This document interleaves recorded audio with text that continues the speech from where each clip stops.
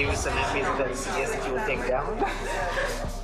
In the first series of The Lobby, Al Jazeera's investigative unit exposed the role of pro-Israel operatives in Britain. The headlines at 11 o'clock. Israel's ambassador to the UK has apologised after a senior diplomat was caught on camera saying he wanted to take down the Foreign Office Minister, Sir Alan Duncan. Sir Alan Duncan, who's a strong critic of Jewish settlements. An undercover reporter for Al Jazeera doing an investigation into Britain's relationship with Israel. This investigation exposes a covert Israeli campaign to influence British policy.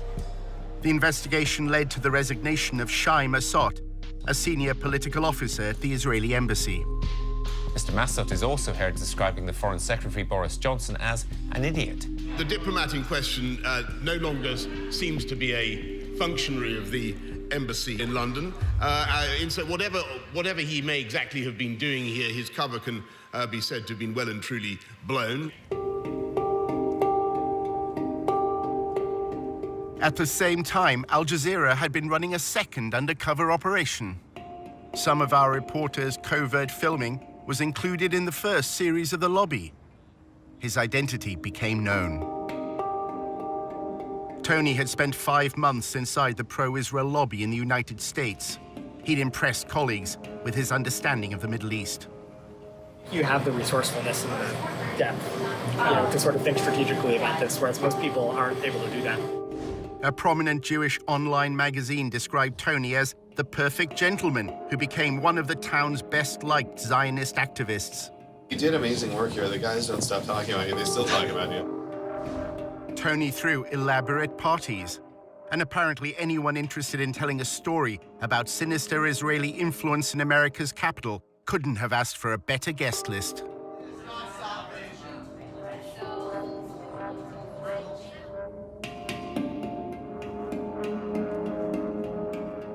In the new edition of The Lobby, we investigate the role of pro-Israel advocacy groups in this country in the first of a 4-part series, how the lobby is being drawn into Israel's covert campaign to spy on American citizens.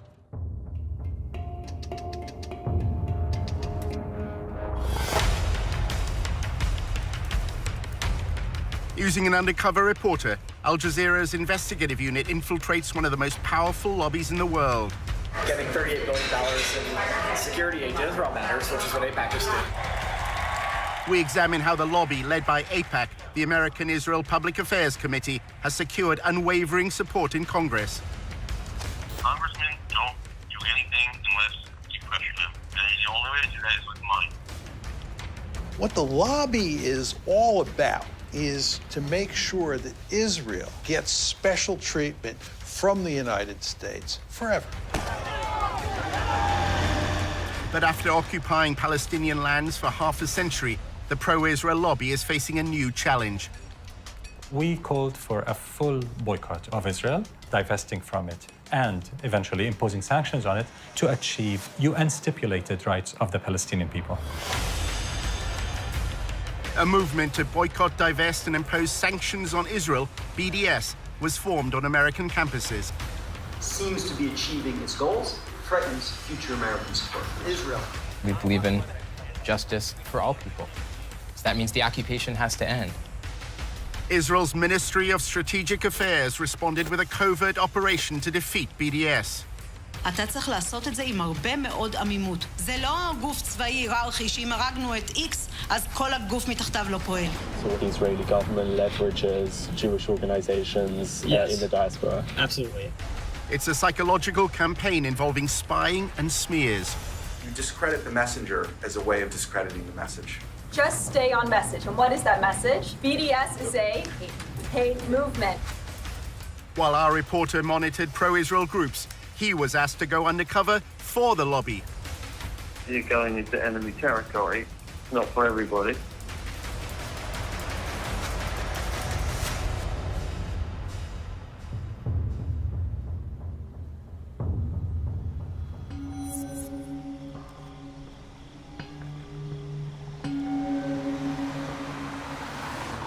We are a different government working on foreign soil, and we have to be very, very cautious. We have 3 different sub-campaigns which are very, very sensitive. regarding data gathering, information analysis, working on activist organization, money trail. This is something that only a country with its resources can do the best.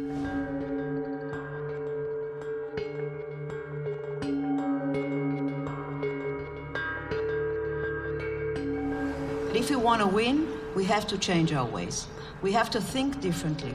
And this is waging a holistic campaign against the other side. Take him out of his comfort zone. Make him be on the defensive. Israel is involved in a secretive influence campaign whose aim is to discredit its challengers in the West. In the Air Force, when you want to win, you have to have aerial superiority. If you want to win a campaign, you must have information superiority. And this is exactly the added value Israel capabilities, technological and otherwise, we can bring to the game, and we are working on that very hard. In the United States, the lobby is working with Israel to spy on American citizens. We're giving them data. For example, one day, Sima's deputy sending me a photo, just a photo in WhatsApp. It's written, boycott Israel on a billboard.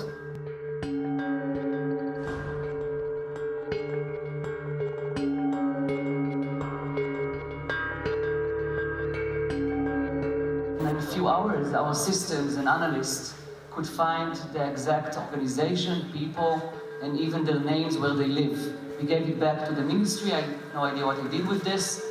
But in fact, 3 days later, there were no billboards. We use all sorts of technology. We use corporate level, enterprise grade social media intelligence software. Almost all of this happens on social media. So we have custom algorithms and formulae that acquire the stuff immediately.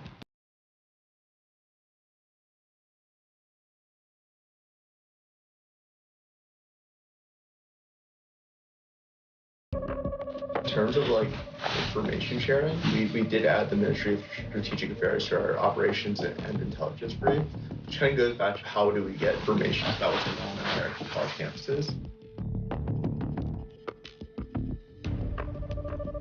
Generally within about 30 seconds or less of one of these things popping up on campus, whether it's a Facebook event, whether it's the right kind of mention on Twitter, the system picks it up, it goes into a queue and alerts our researchers, and they evaluate it, they tag it, and if it rises to a certain level, we issue early warning alerts to our partners.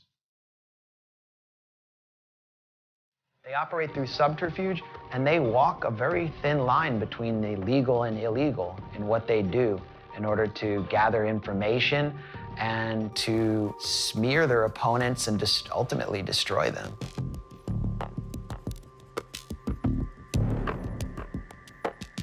In order to understand how the pro-Israel lobby operates, you have to literally be a fly on the wall. If you can't obtain information publicly, you should try to get into the room through other means. Our undercover reporter, Tony, is British and Jewish and had recently graduated from the University of Oxford. He wrote articles and presented himself as a strong supporter of Israel. In Washington, he attended a course on the Israel-Palestine conflict. I'm from the UK, and I'm just taking a course at Georgetown here over the summer. He networked in the social circles of the pro-Israel lobby. Hi, I'm Rona. I'm Tony. Nice to meet you. Good to see you. I'm good. Good to see you. Hey. After building his profile, Tony was accepted on a training course in pro-Israel advocacy. Welcome to Fuel for Truth DC's second boot camp. Congratulations, everyone, to being accepted. What we're going to do right now is just kind of like introduce ourselves. I'm Daniel.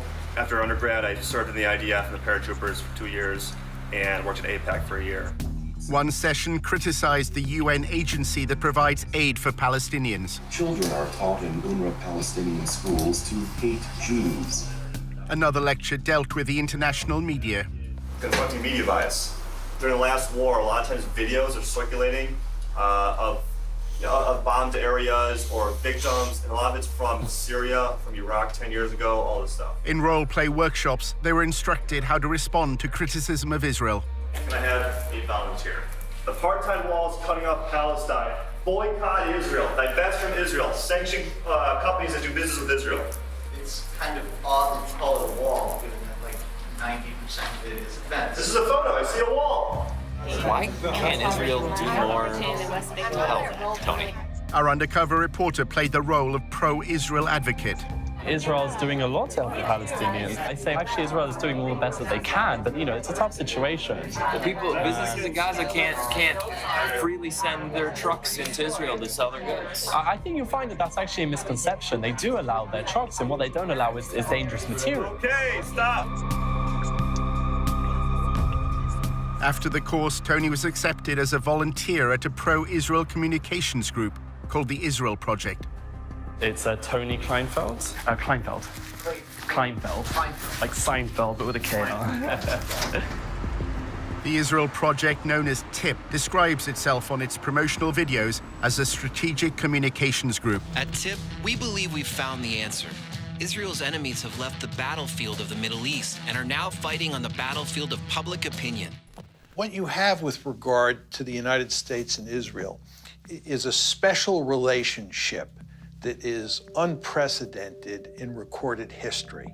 Not simply that the United States gives Israel a tremendous amount of economic aid and diplomatic protection, it gives that aid and protection no matter what, right? It's not conditional. And the Israel Project will go to enormous lengths to achieve that end.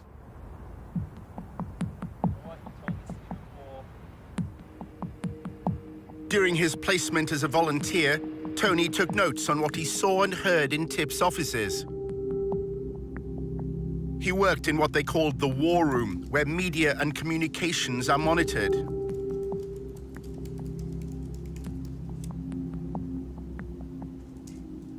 Staff described having contacts at numerous media organizations.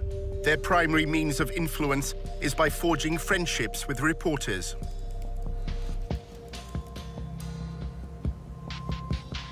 One employee claimed that during talks on the nuclear deal with Iran, TIP applied pressure on the Associated Press news agency to change a headline.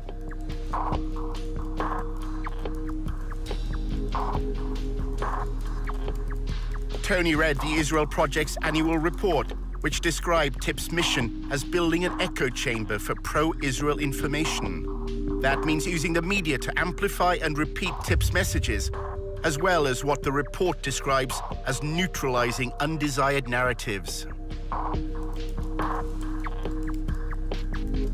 Tony saw one document which claimed that the echo chamber was within their grasp. Weeks before he started, Tony discussed with a senior manager how TIP deals with the media. There are things that you do loudly. A lot of them are things you do behind the scenes.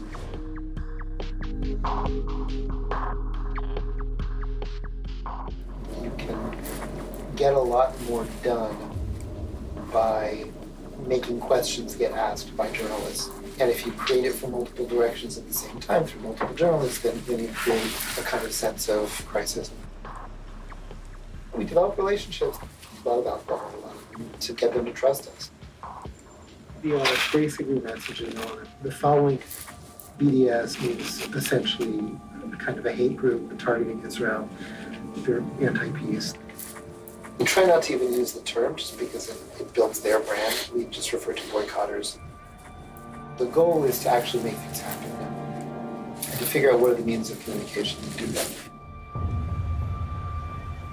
In 2005, Palestinian civil rights groups sought a peaceful means to protest against Israel's occupation. They identified goods from Israel and called for their boycott. The BDS movement was born. BDS adopted a nonviolent strategy because we think it is morally consistent and very effective against an enemy that is extremely powerful militarily.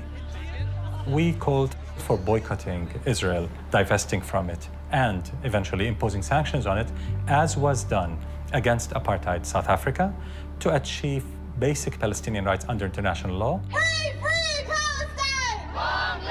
Over the past decade, BDS has grown around the world. By campaigning for Palestinian civil rights in land controlled by Israel, BDS believes it has exposed a deficiency in the moral defense of the Jewish state. BDS is saying that what Israel has to do is treat the Palestinians in its midst the same way it treats Israeli Jews. The problem is that if Israel does that, there are more Palestinians, or there will be more Palestinians inside Greater Israel than there are Jews.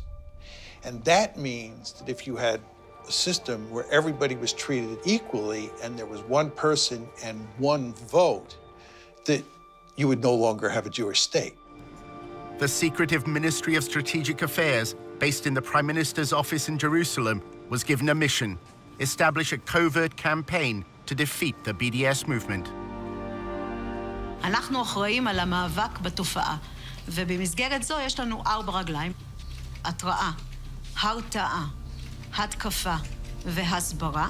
אז אני אגיד לך שכשאם אתה רוצה לנצח בניהול מערכה, אתה צריך לעשות את זה עם הרבה מאוד עמימות. כמו שכשעבדתי על סוגיות צבאיות, כמו חיזבאללה, או כספי טרור, או סוריה, או כל מדינה אחרת שאיתה בעבר ניהלתי מערכה מולה כקמן.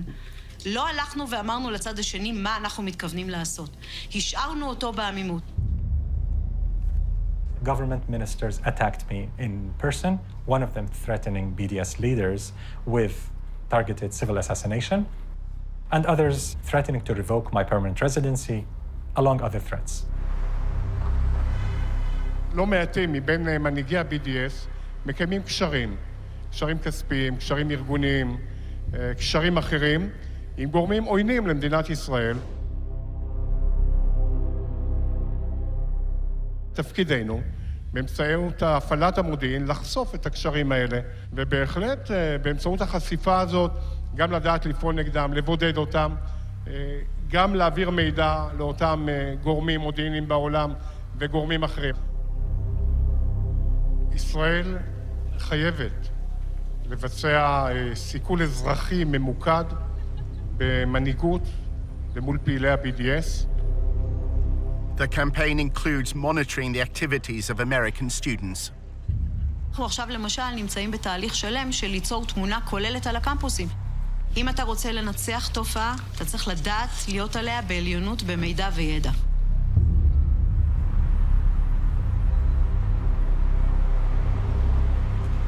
Our investigation into the role of the Israeli state at US campuses led Tony to an employee at the embassy in Washington. She's American, and her job is to analyze BDS activity for the Israeli government.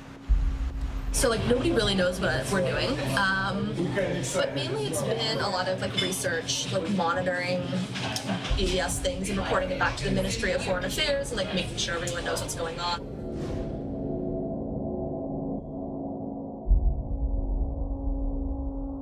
They need a lot of research done and stuff like that.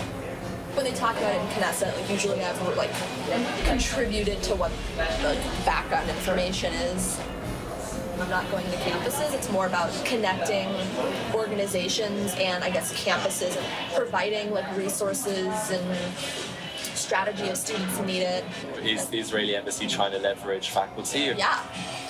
We're working with several faculty advocacy groups that kind of train faculty, so we're helping them a little bit with funding, connections, bringing them to speak, having them speak to diplomats and people in the MFA that need this information.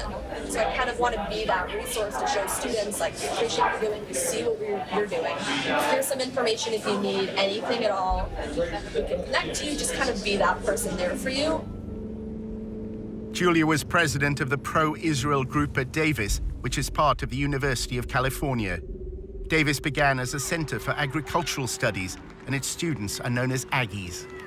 I came to UC Davis, which had a reputation of being a really pro-Israel. Now it's the top 5 most anti-Israel schools in the U.S. Why is that? Because of everything that happened in the last few years. It was just particularly bad. And there's a huge Muslim population in Sacramento, which is right next to Davis. The growing support for the BDS movement in Davis and the lobby's response to it is part of a narrative that's unfolding across America's campuses. Students for Justice in Palestine, or SJP, brought a divestment motion before the Student Senate. I was very, very nervous. The entire room was filled. I think we had about 600 students and people from the community coming in to witness this vote. I am here today because, quite frankly, I am ashamed. I am ashamed of my university for supporting apartheid genocide of my people in Palestine. I ended the speech with something along the lines of being on the right side of history and for the university to end its unethical ties with these corporations who were doing brutal things to Palestinians. We knew they were going to win because our entire student senate was all pro-BDS, and they ran for that purpose and won for that purpose, and we've been pushed out of student government for months. Good evening. My name is Julia Rivkin, and I'm the president of Aggies for Israel. Students streamed the hearing online. The pro-Israel group also filmed it with another purpose in mind. Their videos would play a key part in the story that was to unfold in the days ahead. I was waiting to see what she would say. I was waiting for a blow to come my way, and that blow sure came. We have been ignored and disrespected year after year, but we have never been silenced. We are a beacon of peace and inclusion on a campus plagued by anti-Semitism. The talking points were that the resolution was anti-Semitic, that it was divisive. If it's divisive in the fact that you either support human rights or you don't, then so be it. The intolerance that spawned this resolution is the same kind of intolerance that has spawned anti-Semitic movements throughout history. The entire thing looked very rehearsed, very, very aggressive, almost comically so. Julia and her pro-Israel allies had already decided that they didn't want to debate. At 4 a.m. the night before, me and my team were like, "You're gonna lead the walkout," and I was like, "Okay." And they're like, "We're gonna film it just for our own purposes." I was like, "Totally cool." So when everything was happening, we went into it knowing we were going to lose. So our strategy was how to ultimately win while losing the vote. This is our victory. And we who are victorious need not legitimize the words spoken in this empty hearing. So if you are here tonight in opposition to this resolution, I invite you now to stand up. Really, stand up. And join me in walking out of this room. That was a wowing moment. To have them just stand up, everyone just kind of was like, what's going on? It was very shocking. As they were leaving, it was just a very big rush of relief to not have that tension, those bad vibes in the room. And so we started cheering, actually, and it was a great moment. You're standing in the back, it looks like some seats have opened up. But the passing of the BDS motion proved to be just the beginning of a bigger story. In part 2, how the lobby worked to undermine the student decision. Those swastikas, who did them? We don't even know.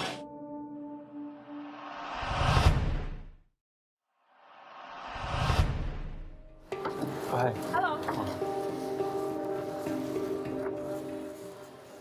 Nice to meet you. Nice to meet you too. Our undercover reporter was meeting an employee of the Israeli embassy in Washington.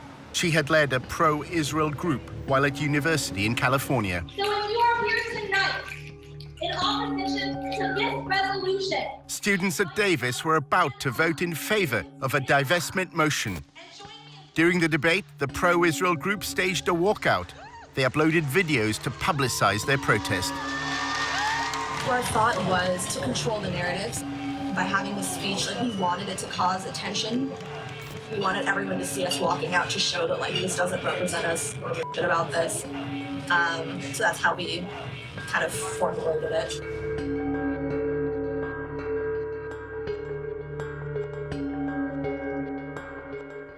That day, all of us released 50 op-eds in major news sources so that when people made a hashtag and a whole thing trending, so when people opened their Facebooks, it wouldn't be them celebrating their victory, it would be us sharing our stories. Once it blew up, then random people, the Huffington Post contacted me and was like, "Do you have anything to say?" And I was like, "Conveniently, I wrote an op-ed 2 weeks ago just in case."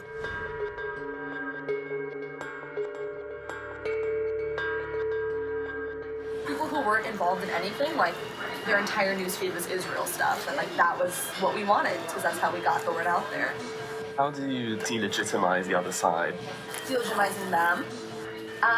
Kind of through that lens of taking over and like making them sound crazy at their game. The student senator who's Muslim made a Facebook status saying like Israel will fall, like Sharia law is taking over Davis, like we love Hamas, like that kind of status. So that happened. We had been called terrorists and told that we were Hamas sympathizers, that we want to bring Sharia law to campus and things like that. Hi everyone, my name is Azka Fayaz. I'm a second-year political science major. Azka Fayaz was a committed BDS activist and claims that pro-Israel students repeatedly tried to link her to political violence. They just came up to me and said, "You're a terrorist. Are you a terrorist? You're gonna bring, terrorism to the student government," and things of that nature. And vote smart. I know her. It was ironic. She was directly making a joke of that. When I saw it, though, given the climate at the time, I did grow concerned. People who were involved, they were like, "Hey, there's actually a lot of negative postings on social media. They're sharing your picture and the cover photo with your caption. It's turning really ugly." That caption was reposted and retweeted over and over and over again. I knew that something big was sort of going to happen. Pro-Israel students were taunted by pro-Hamas students after an anti-Israel vote passed on campus. Listen and watch.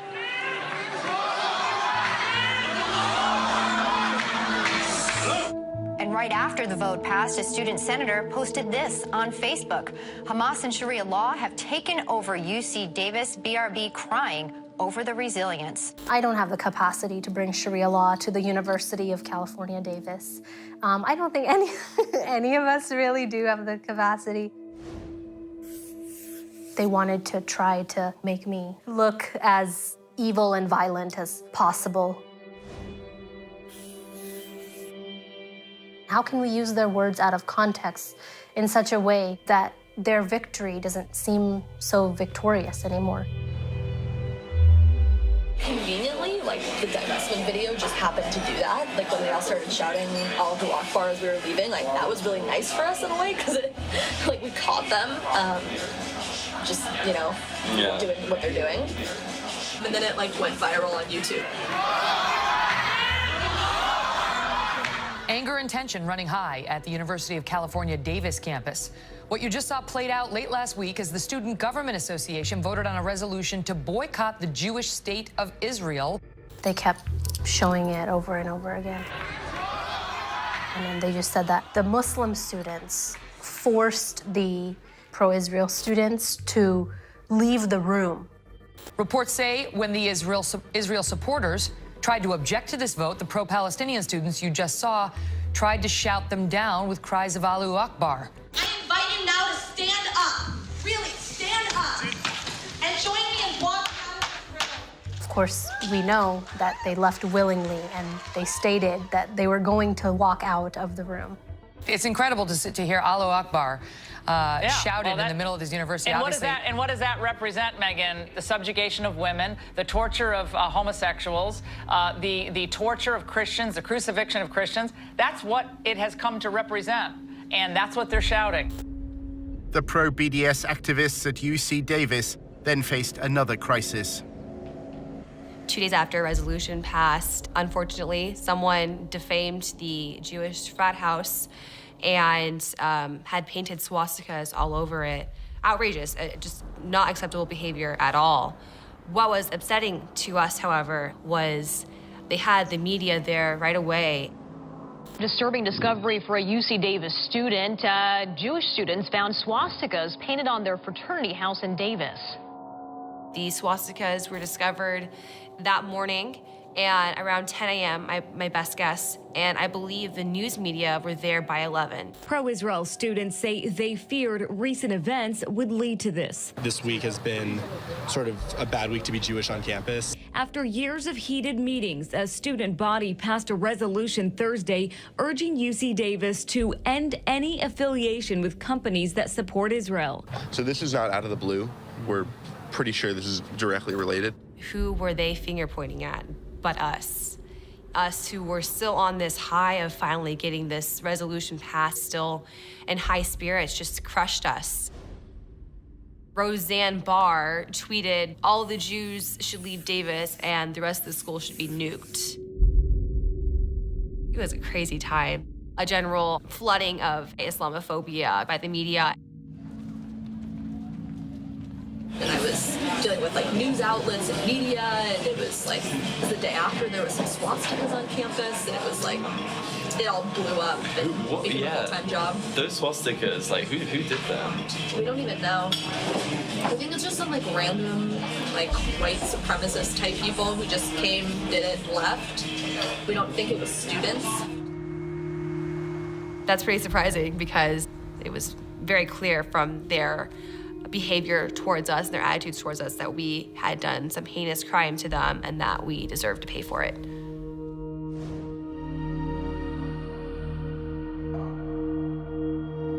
Students who were part of the divestment movement painted swastikas on the fraternity. That's what she was hinting at. That's what she was trying to imply. Why would we act against our interests and do that at a moment when we were, I guess, victorious? The fact that it was just so quickly tossed onto us as those who had done this, it was damaging. It was hugely damaging. That was kind of our strategy. A lot of it was media-based, which is like kind of my interest in media. And I would say that's like 99% of what it means to be successful. That happened. Then there was another swastika. It was just like every day something new was happening and I had to... It was weird because they won. Yeah. So you'd think if they would win, why would they do Exactly. that? Yeah, it's interesting. So, well, that was kind of our whole strategy, is we knew they were going to win.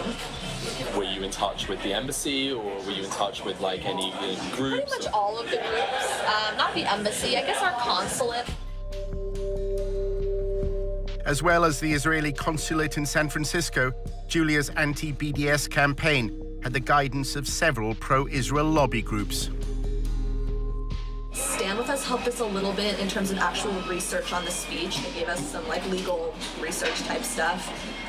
I'm always biased and want to work with AIPAC, so they kind of helped for like moral support. And David Project helped us a little bit. It was more help like gaining contacts in like the media world. I guess we needed money to pay for somebody to film the speech. Like we had a Davis Faculty for Israel group, and like they were hugely helpful to us. They would, you know, because some of them were retired lawyers, so they'd write legal documents for us. They knew the administration, they were tenured, they had pull. Despite the passing of the BDS motion, the governors of the university known as regents are under no obligation to abide by the students' vote. As for that resolution to boycott Israel, well, UC Regents issued a statement saying they will not even entertain the idea. After looking back on everything, I feel a little creepy because of what happened after the vote. People that were affiliated with the group just were smeared and had to deal with these very personal crises of the world calling us terrorists and the world thinking that we were this spiteful hate group. It's pretty unequivocal how organized they were, how brutal and ruthless that narrative was, and how it affected us in the end. Back in Washington, our undercover reporter was attending the annual conference of the Israeli-American Council.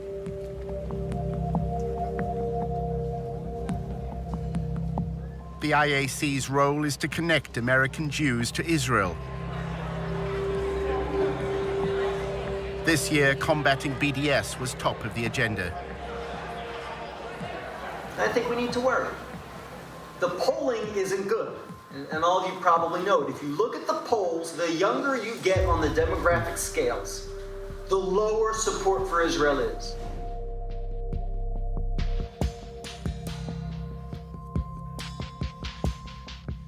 It seems to be achieving its goals, and I think it threatens future American support for Israel. Younger people are leaving college less sympathetic to Israel than when they entered. The lobby hope that a new partnership with Israel's Ministry of Strategic Affairs will become a game changer in the fight against BDS. For years, we are trying to defeat the BDS and the delegitimization movement. We are all on the defensive, and I think we should move to the offensive.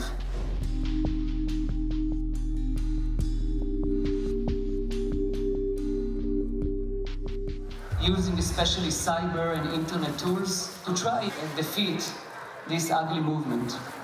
I'm really honored to present my partners here, Brigadier General Sima Vakandil, the Director General of the Ministry of Strategic Affairs. Sima, please.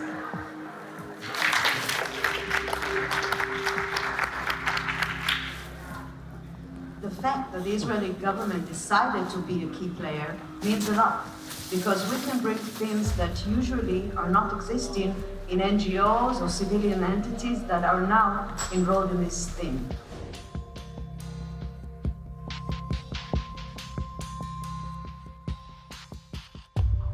The Israeli government can look at the bigger picture and actually create this coordination and cooperation. We are the only player inside the pro-Israeli network who can actually say that he's filling the gaps. The Israeli official described to members of the lobby the first phase of the covert war. Ambiguity is part of our guidelines. That's why I'm not going to say anything too much about each one of the legs. The first one is intel, intelligence, or data, or information. What we've done is mapped and analyzed the whole phenomena globally, not just the United States, not just campuses, but campuses and intersectionality and labor unions and churches. We started to establish a project called Israel Cyber Shield. This project is actually a civil intelligence unit that collects, analyzes, and acts upon the activists in the BDS movement, if it's people, organizations, or events. And we give everything we collect. We are using the most sophisticated data system, intelligence system in the Israeli market. Let's take the defense activity that we're doing and make it into proactivity and offense activity. Israel has used cyber sabotage. We suffered from intense denial of service attacks, hacking attacks on our websites. Israel decided to go on cyber warfare against BDS publicly. They said, we shall spy on BDS individuals and networks, especially in the West. We have not heard a peep from any Western government complaining that Israel is admitting that it will spy on your citizens. Imagine Iran saying it will spy on British or American citizens. Just imagine what could happen. The Ministry of Strategic Affairs brings together this group called the Global Coalition for Israel. And it's like leading pro-Israel advocacy groups around the world.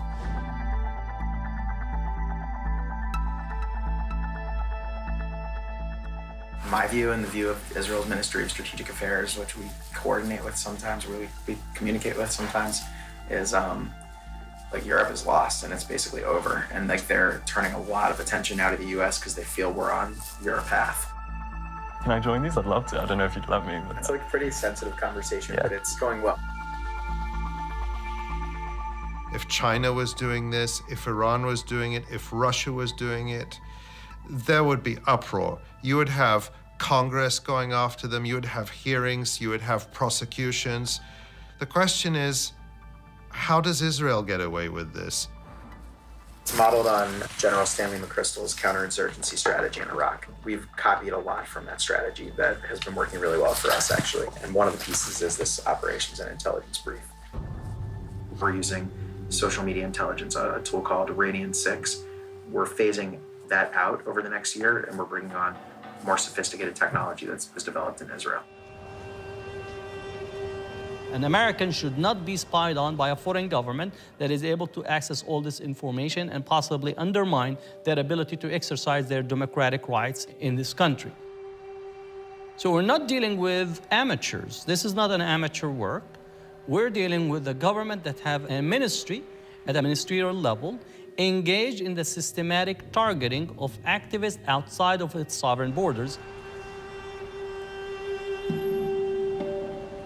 The only way it's going to stop is if somebody in the government points out this is illegal and we're not going to tolerate it. And if we do tolerate it, other countries are going to do it as well. There's a company called Census, S-E-N-S-U-S. It's like very pricey though, We had to raise like hundreds of thousands of dollars just for it. It's gonna increase our discovery rate. We're discovering just about everything we need.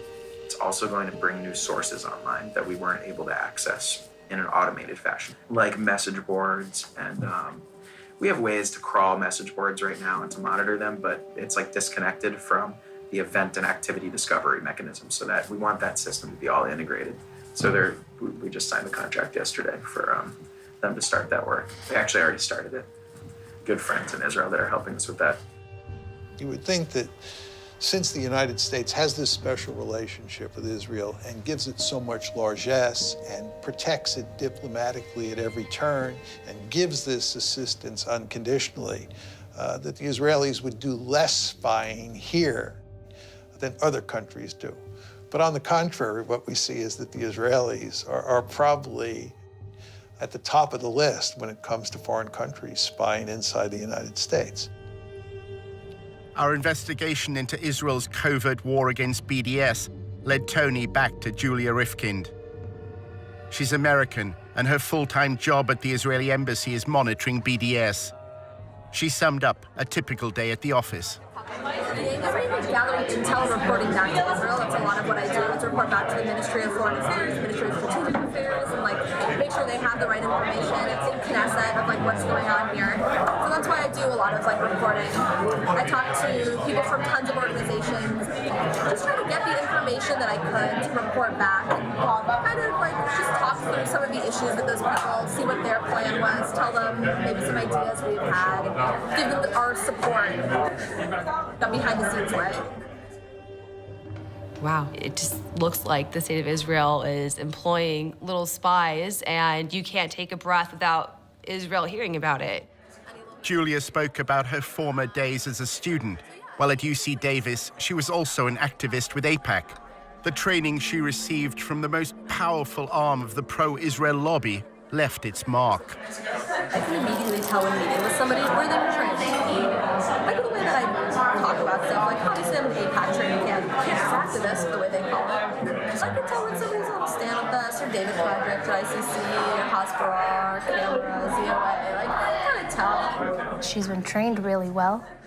She follows the commands that she has been given by these Israeli organizations, and she follows it really well. I pretty much, all of my friends work at AIPAC, all of them. So whenever we have events at the embassy, and there's oh, we should invite AIPAC people, it's a joke that obviously I'm gonna be the one to write all the emails down. So whenever they're we have to submit names and lists for events, mine's 15 names and 14 of them are AIPAC.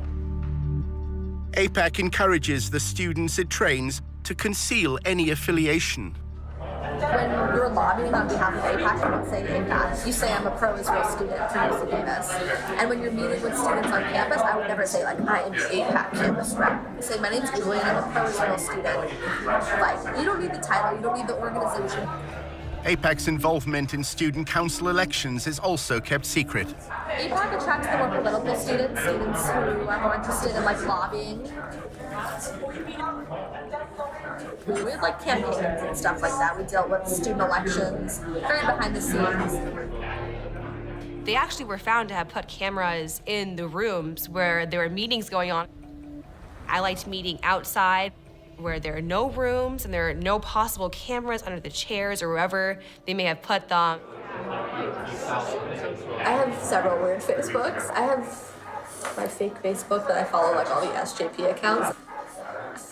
I have some fake name. My name is Jay Bernard or something. So it just sounds like an old white guy, which is the plan. I joined all these groups. A lot of people haven't added me. And I mainly just wanted to see on the newsfeed what kind of articles they were sharing, just to kind of see what their internal dialogue was. Every single event that I put on, you would have these pro-Israel groups coming out before our guests even got there with their cameras, videotaping. It's stressful. Julia has no contact with her handlers in Israel. She writes her intelligence briefs and awaits their instructions. I write write a report that I give to my boss, who translates it. 'Cause it's really weird. We don't like talk to them on the phone or like email or whatever. There's like a special like server that's like really secure that I don't have access to because I'm an American. You have to have like clearance to access the server. It's called cables. It's not even necessarily in Hebrew. It's like literally cables. I've seen it. It looks really bizarre.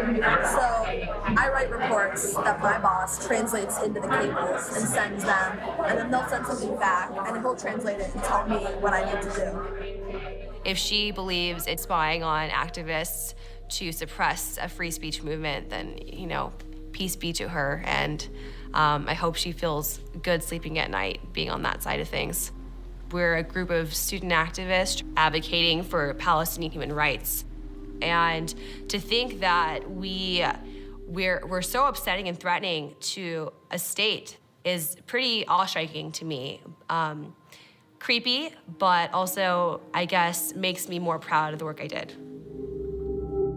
It's nice kind of seeing what they're talking about. What do they say?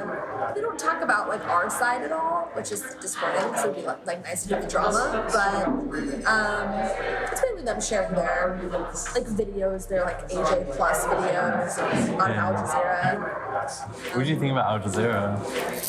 It sucks because they have a lot of interesting like liberal videos, which I'm like, wow, like that's amazing to hear about that human rights issue, and hear about that like sexism situation or whatever.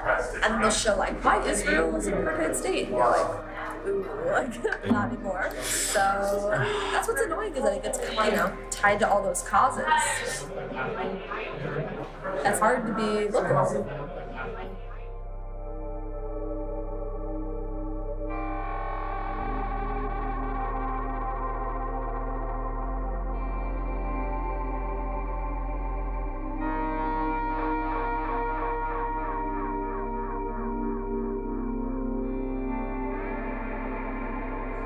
You represent that government. Yeah, I can't say anything negative about Bibi or like the government because I technically work for them. Not directly, but I'm just a normal American.